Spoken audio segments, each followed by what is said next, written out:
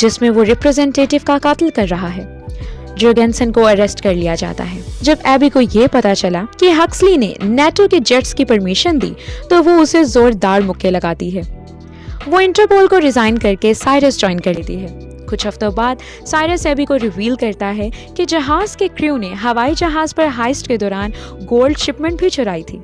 उन्होंने actual shipment को gold painted लोहे की सलाखों से बदल दिया था। एक साथ क्रू अपना होल रिकवर करता है और अपनी कामयाबी को सेलिब्रेट करता है, जबकि साइरस और एबी अपने रिलेशनशिप को रिकिंडल करते हैं। इसके साथ ही इस मूवी का एंड हो जाता है। ऐसी मजीद newly released and blockbuster movies के लिए subscribe Filmi Duniya Hindi Urdu. Thanks for watching. Take care.